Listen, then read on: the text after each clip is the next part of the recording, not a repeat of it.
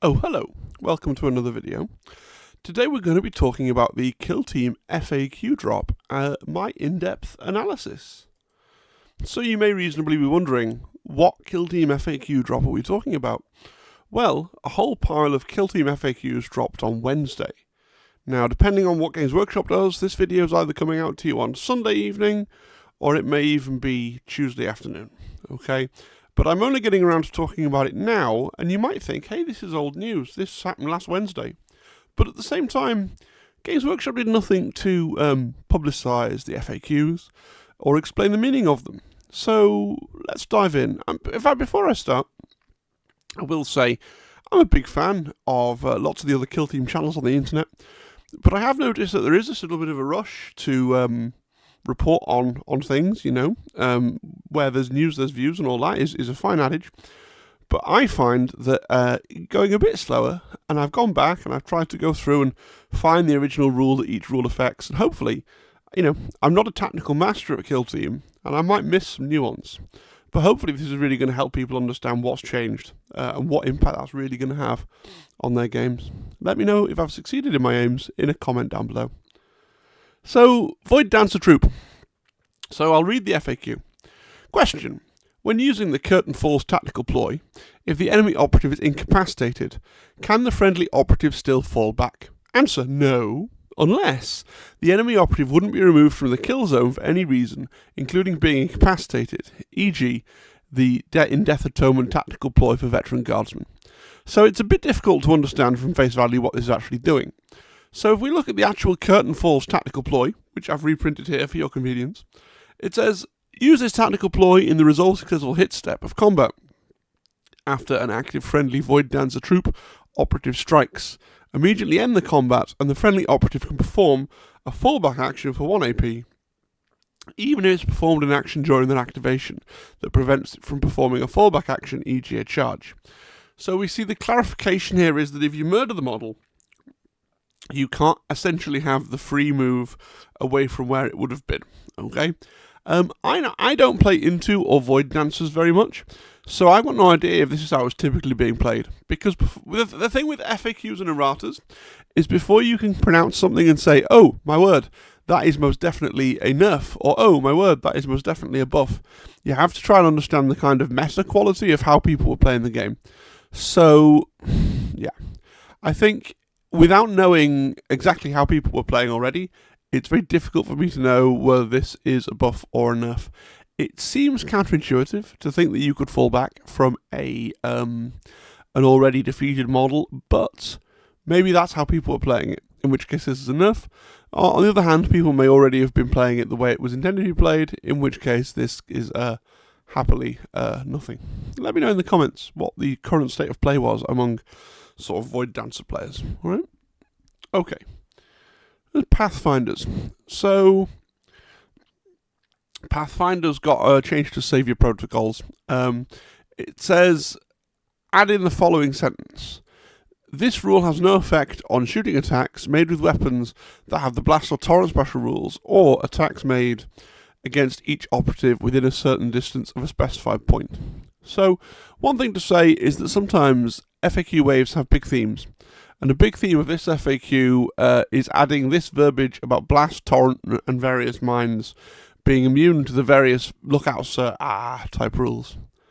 Now, what's really interesting with Tau is when I went back through my old videos to find the screenshot of the original Saviour Protocols rule so I could try and explain this a bit more, I discovered that they'd already kind of written this FAQ, but in a much worse way. So, if you look down at the bottom of the slide, you'll see there's an older FAQ that reads, friendly Pathfinder operatives cannot be protected by Saviour protocols for shooting attacks made against each operative within a range of a specified point, e.g. remote mine, see Kill Team Octarius.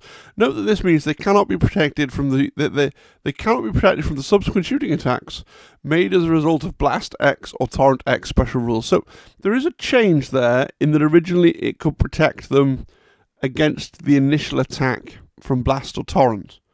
And now the new FAQ means that even that initial attack, they can't be protected by the drone.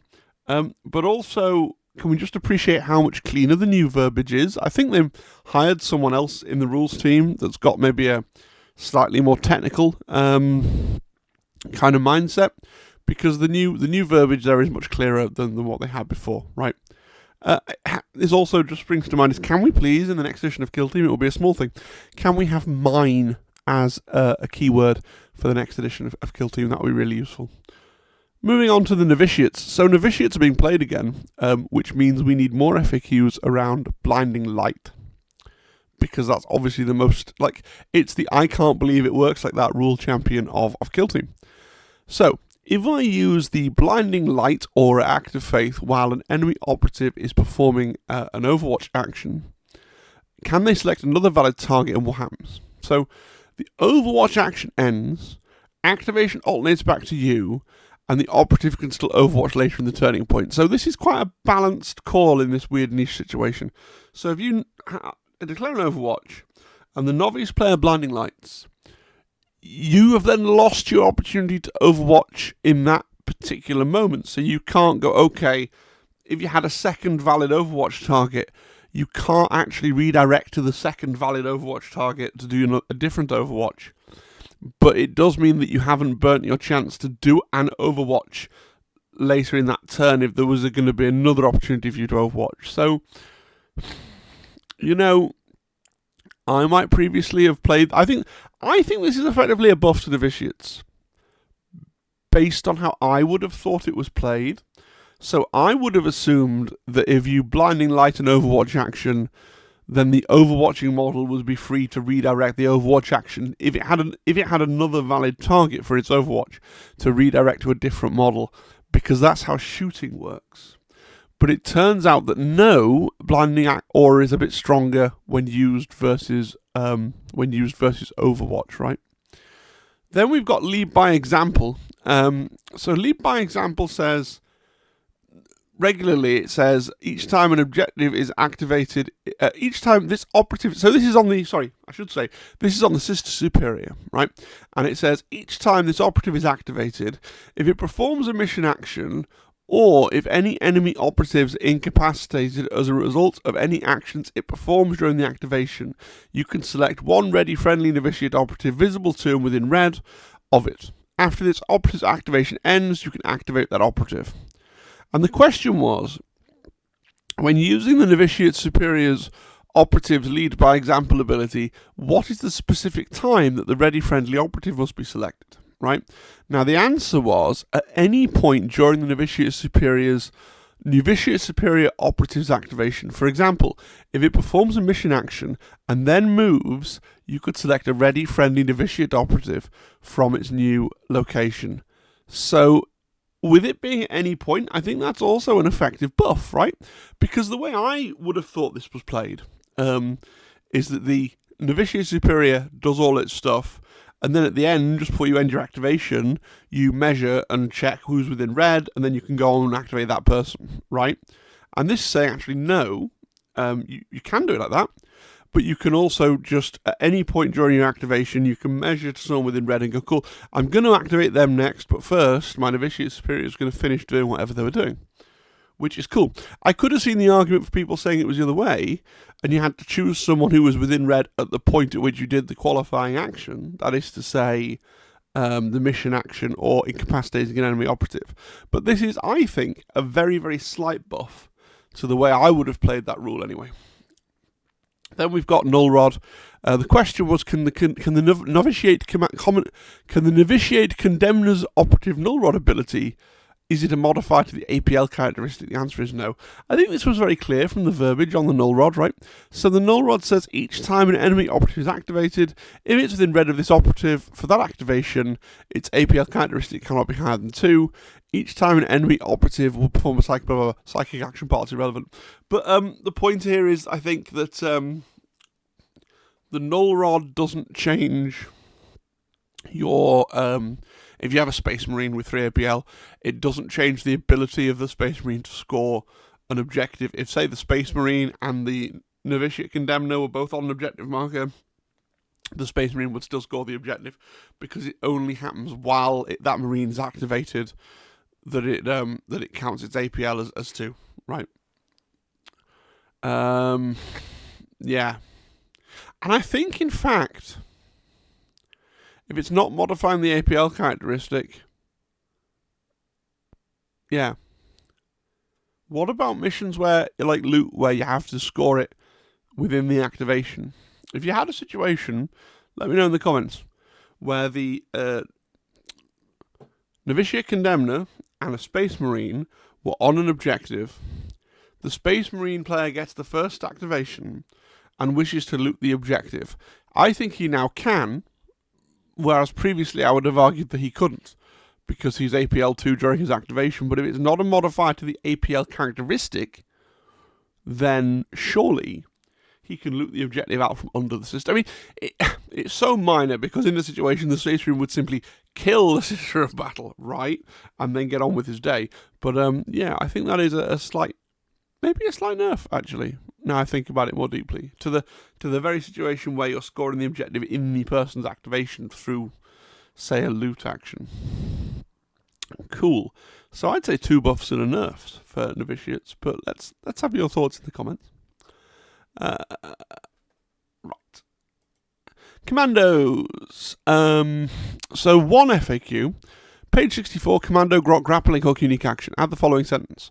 This operative cannot perform the Operate Hatch action during the action. Now I read this and went, yeah, because you can only perform Operate Hatch during a normal move.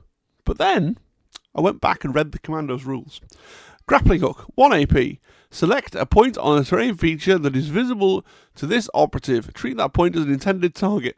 Perform a free normal move or action with that operative, moving in a single straight line with an unlimited movement, although it can fly. It must finish within black of that target. So, yeah, actually I can understand why they need to FAQ this, because even though the move is most clearly an abnormal move, in that there's loads of extra rules like infinite range and fly, it is called out as being a normal move action.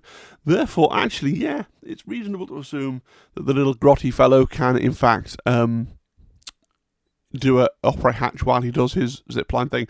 Turns out you can't. So yeah, no, it wouldn't have occurred to me, but then I'm not a Commandos player, so maybe this is a significant nerf for Commandos players.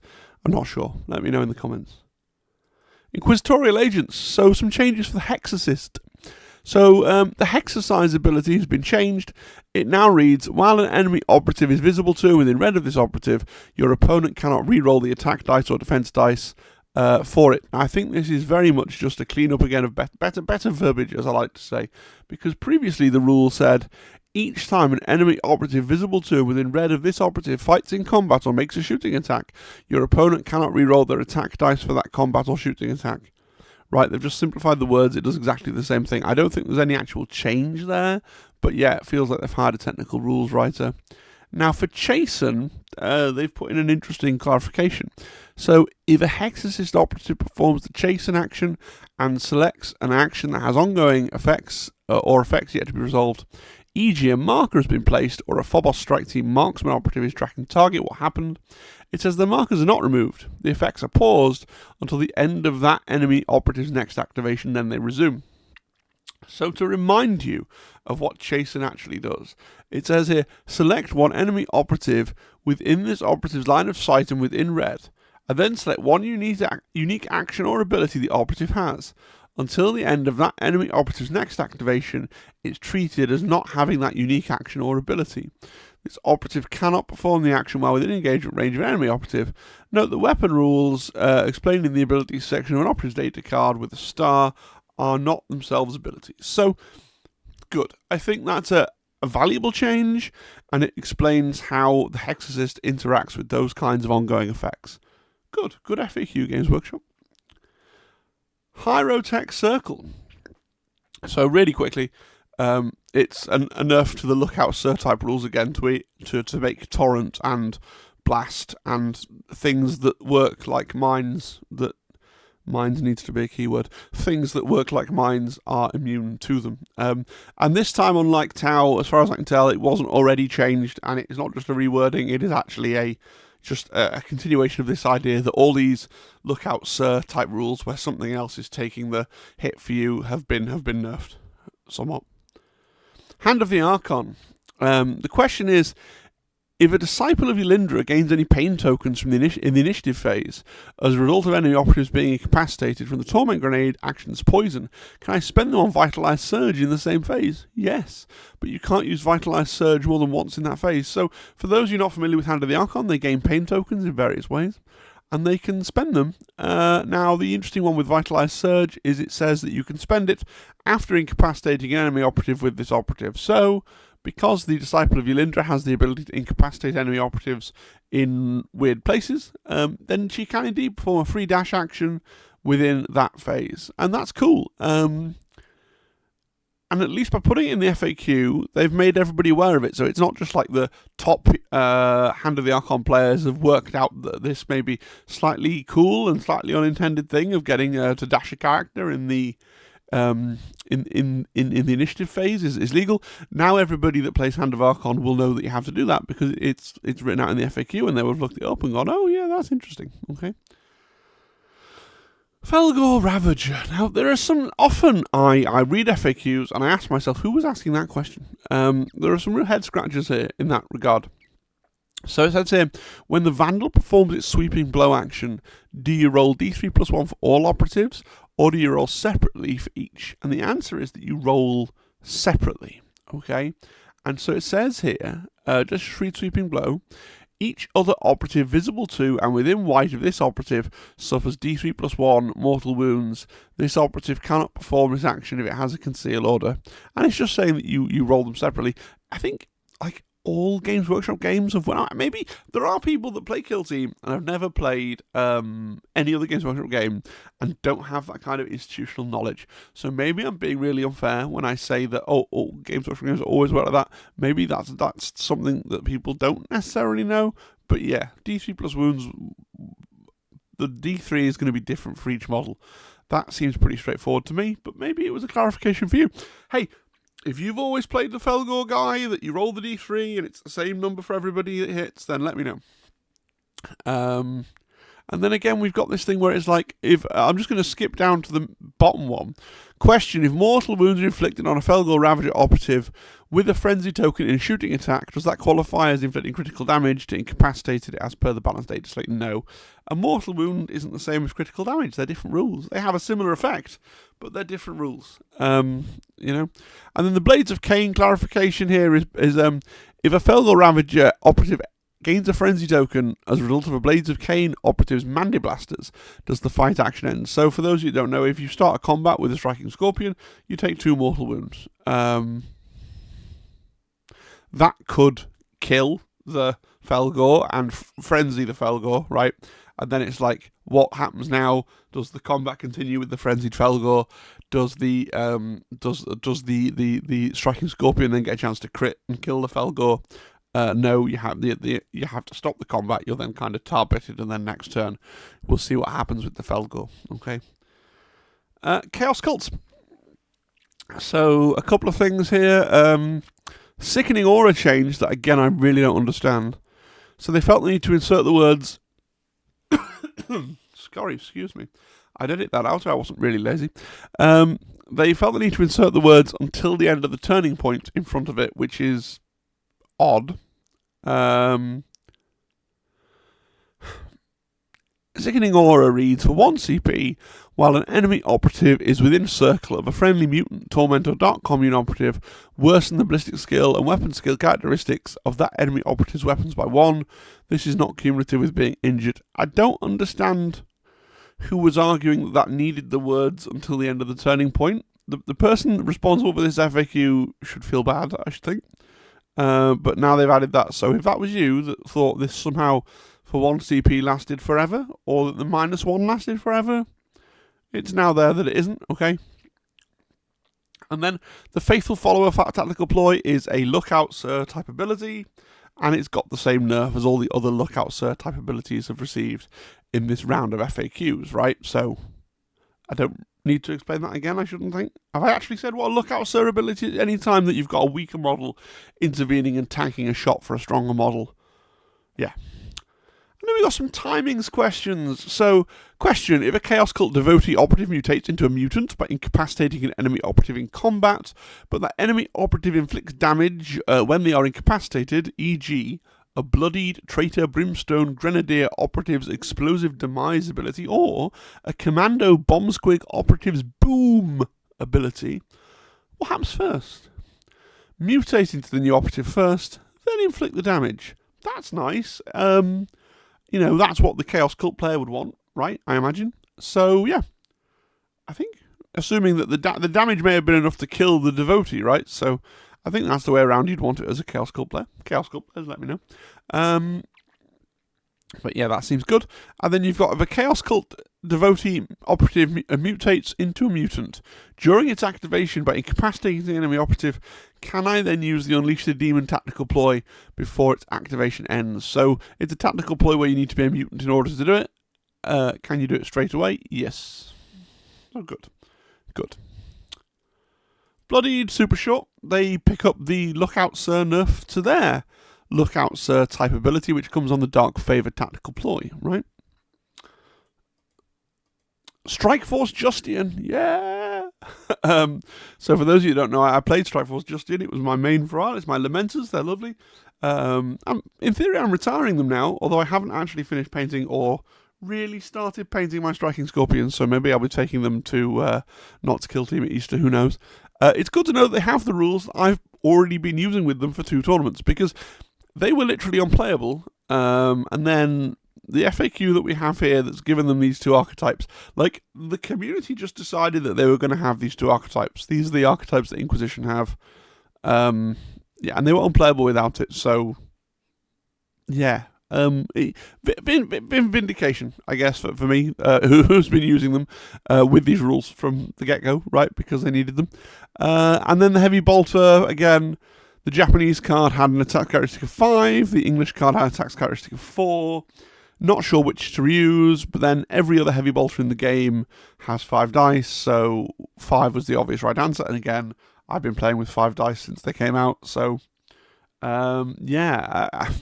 it is a relief though, because I remember all the time at both the Not to Kill Team tournament and at the Warhammer World tournament, in theory, you could run up against one opponent that would be like, technically, you can't play the game because you have no archetypes. So I win, and I'm getting all the points, which no one ever did, because by and large, people in Kill Team want to play a game and beat you honestly, which they did, right? Because I'm not very good. So, yeah, good to know that those have come through and are now definitely fully official.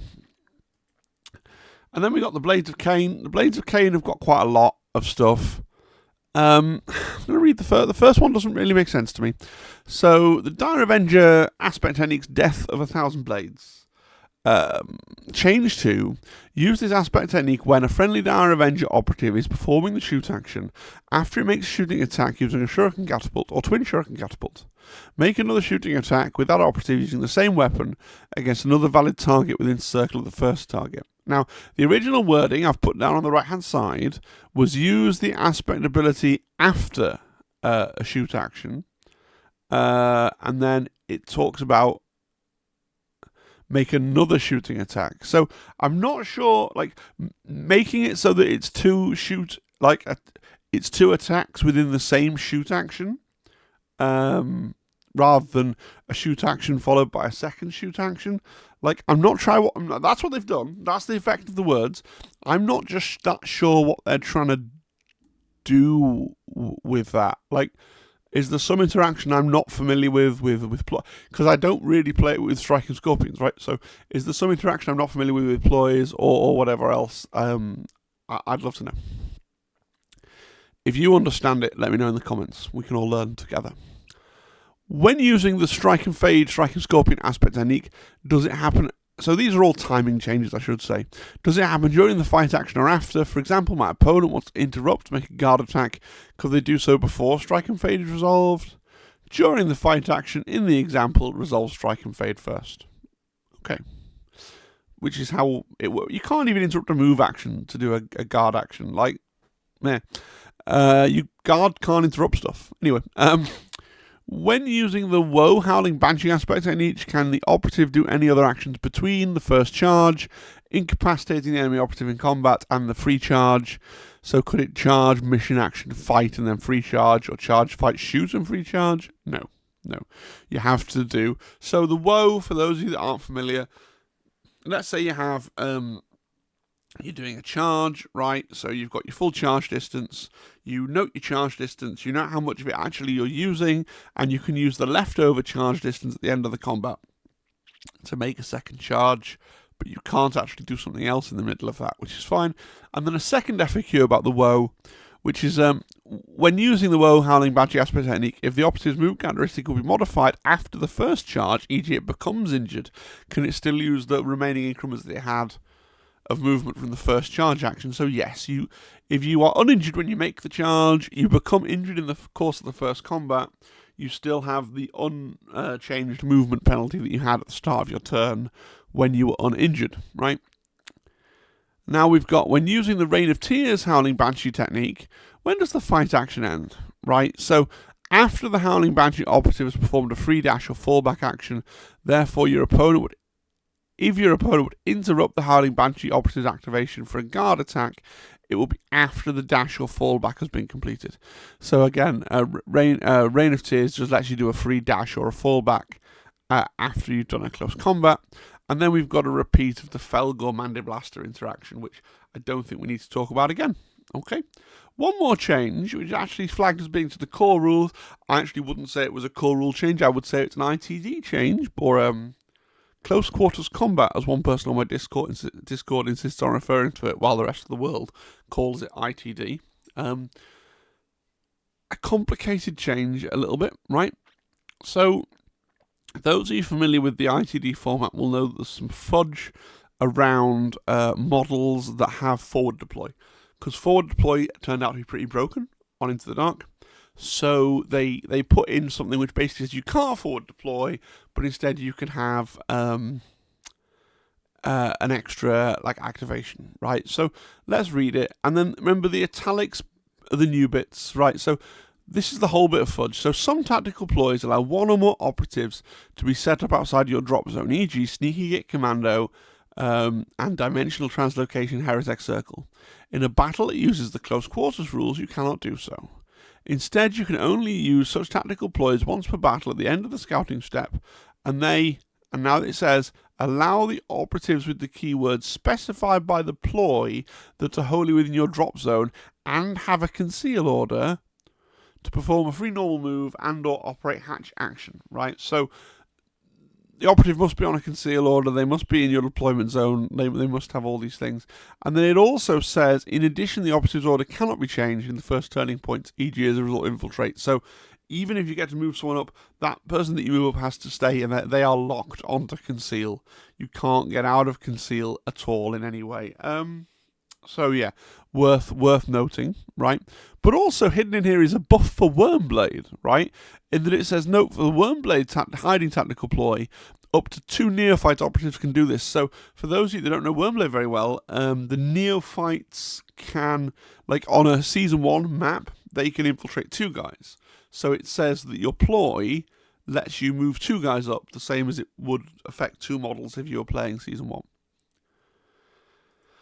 And that brings us to about final thoughts. So first things first, let me know if I've missed any particular nuance on the FAQ, if I've glossed over something, and I've with my lack of tactical acumen, I've kind of said, oh, that's not that big a deal, and you can see how it's a massive deal. Let me know that in the comments.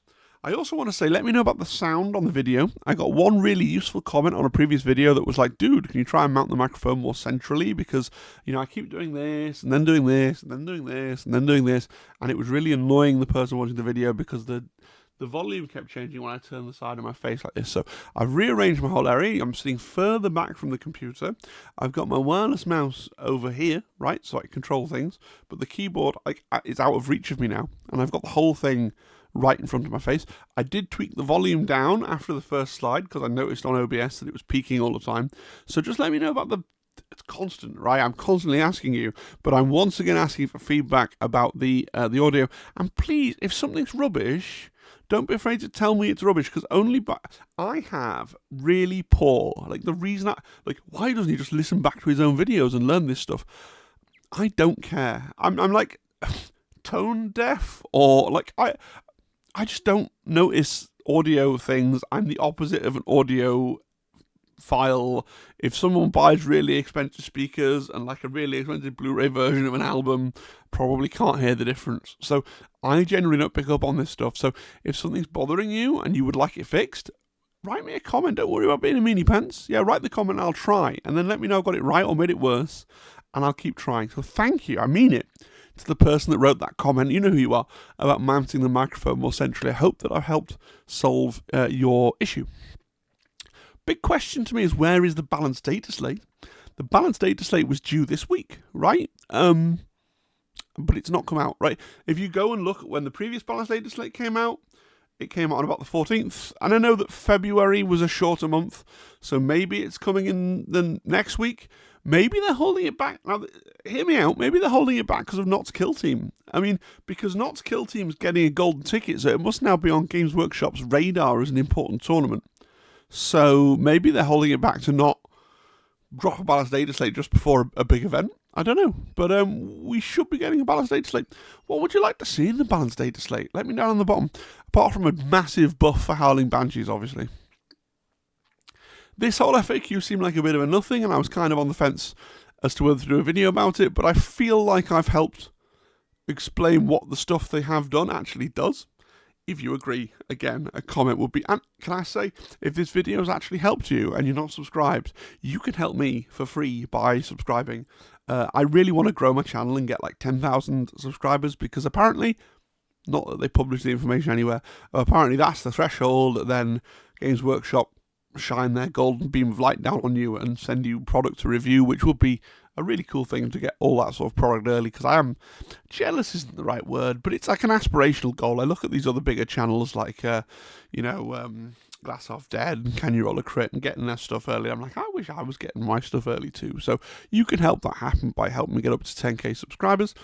And I want to say thank you to all my members as well. These are the people that go above and beyond subscribing, that actually give me money every single month for some reason, but most especially to Nightfall and to Mr. Massive Crit, who have both subscribed at the highest possible tier.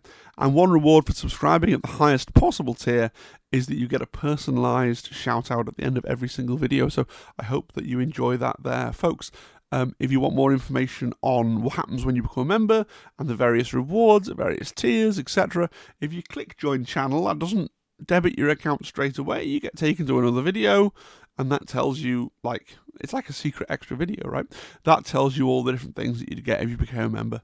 And then you can weigh it up in your own mind. Obviously, I understand cost of living, everything else, but do subscribe, it's free. All right, thank you. I hope you enjoyed the video, and I'll see you again next time. Bye-bye, bye-bye, bye-bye-bye, goodbye.